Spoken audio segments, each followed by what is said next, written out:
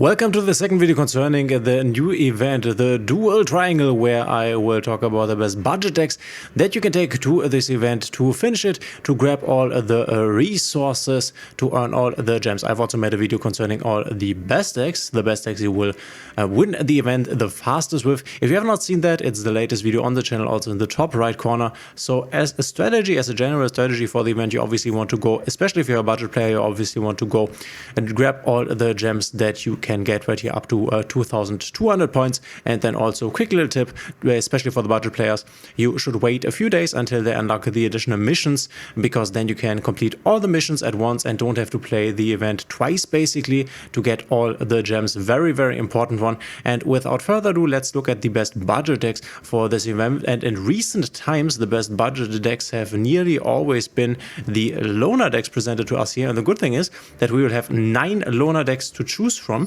So let's look at what we have here for the Fire Dark category, and we will also answer the question which of these decks you should play, which of these categories you should go for to have the easiest experience. And we can see Marine Sis here for the Water Dark category, and this nearly made my deck for the best deck to pick for in the Water event, because it's just super strong, it's fully available. And we are also playing, and this is really good, we are playing the Mulch Army Purulia. I have talked about this in the best decks for the event video. This is very good against a Blue Eyes Primite, because they will summon multiple times from the hand, and if you are not playing in the Light and Earth group, you will see a lot of Blue Eyes Primite. Therefore, the other groups will probably be a bit harder, so the easiest group would be the Light and Earth group, even if you are not playing Primite Blue Eyes, because that would mean you don't play against Primite Blue Eyes. But the Purulia is very good, the best hand that you can have against them. We also have DD Crow, which is kind of nice, a bit random, but it's super useful against the Blue Eyes. You can remove Blue Eyes from the graveyard, you can remove the Primate stuff from the graveyard, a Drill Beam for example.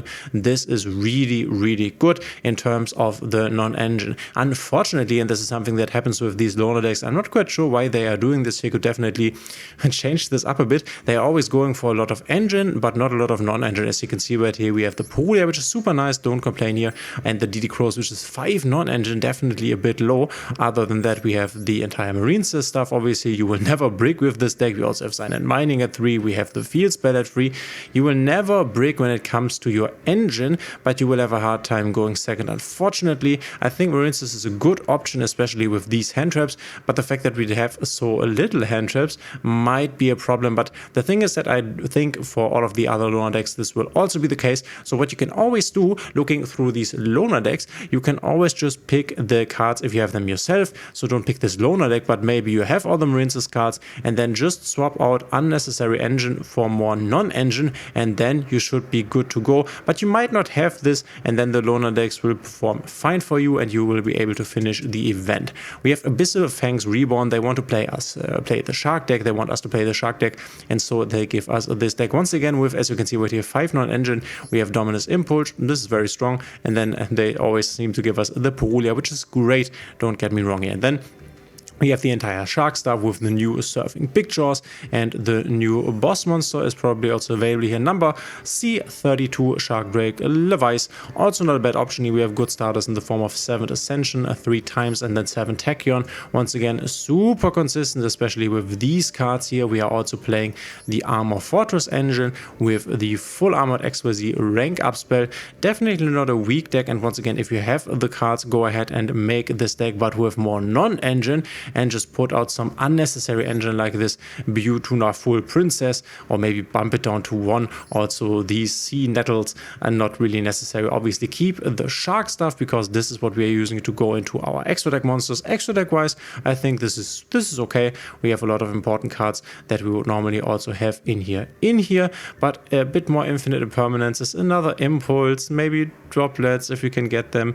Something more in the hand trap area would be nice, but at least we have the Purulias, and I guess in the end we will have to decide whether or which of these packages from the different categories has the best non-engine. Once again, we have Purulia DD Crow. This seems to be the non-engine of choice for the Dark Water category, and this is Phantom Knight / Burning Abyss. I'm not sure if I like this for the event. Once again, obviously a lot of engine. We have a lot of darkness, which I think is kind of nice, but from all of these 3 decks here from this category, I would definitely not pick this this.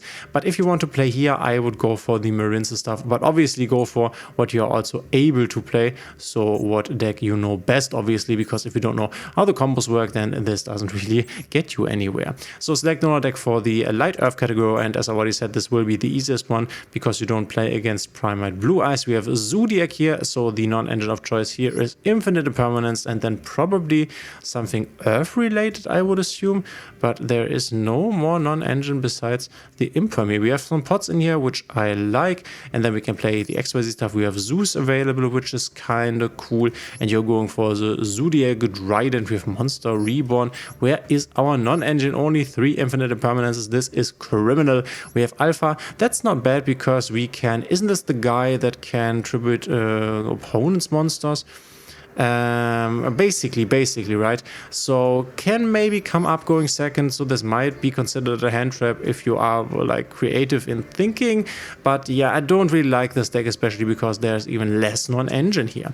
We have a Define Martial Arts, and here there is a bit more. This looks way better. We have Droplets, we have Imperms, we have Heavy Storm, we have Duster. This is more going second, even though I'm not quite sure what this even is. I have to admit I have never played against or with heroic champions, but I don't know, maybe they can go second better. I'm not quite sure, so I can't really talk about the power level of this deck, but I like the fact that we have more non-engine here, especially in the form of going second cards. So I would say if you want to pick between this and this, definitely go for the martial arts one. And then I'm a bit surprised that we don't have the Blue Eye stuff in here, but they obviously also want us to buy the new cards.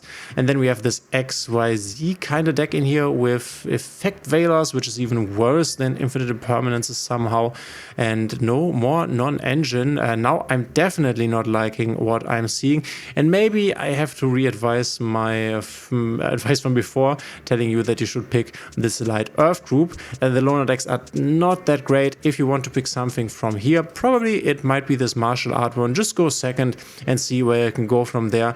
Just a Heavy Storm or a Feather Duster might be enough to break your opponent's board, especially against something like Blue Eyes. You might be able to destroy their True Light. That's not that bad, but you're not playing as Blue Eyes, I just realized. But yeah, this category from a loner perspective, definitely not it. I would still go for the Marinces stuff, depending on what you want to go for, but this seems to be the best one at the moment. So let's take a look at the Fire Wind group here. And for the Fire Wind group, we have the 3 loner decks available. Firstly, Skyward Songs of the Nightingales.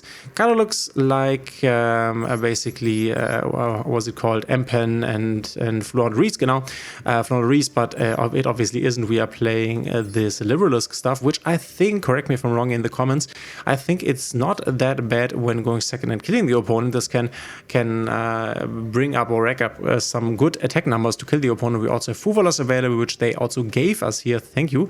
3 Infinite Impermanences, 3 Fuvas, 3 Droplets, a Duster, and we also have something like Foolish. This I really like. This is, I think, a good killing going second deck, can also perform going first with the Liberalisk and some Blue Robin. And we finally have some nice amount of non-engine in comparison to the other loner decks. This one I definitely like. This would be my first or second pick besides the Marinces one. Then we have Conjurers of Raging Winds. Firstly, let's check the non-engine. We have Fuvas, we have Ashes, and Cold Buys, way better. The Light Earth group is definitely the worst of them all. The Cold Buys are definitely nice being in here. Otherwise, we are playing a Magispector here with some like Nightmare Phoenixes. Not quite sure whether I like this that much. I would definitely grab the other deck that we have just taken a look at, but obviously if you want to play Pendulum, then you can. But in power level, I would say this is not better than Skyward Song. And then we have Phoenix of Surging Flames. This could be interesting. This is our Salamangreat loner deck with 3 Ash Blossoms and then nothing more. Oh no, okay, I had so high hopes, such high hopes, but now we unfortunately only have the Ash Blossoms here, which is nice. Don't get me wrong, we can also re-get them with the Sunlight Wolves. We have Reef Princess, we have the Raging Phoenix, so if you are accustomed with the Salamangreat stuff, then definitely go ahead and play this.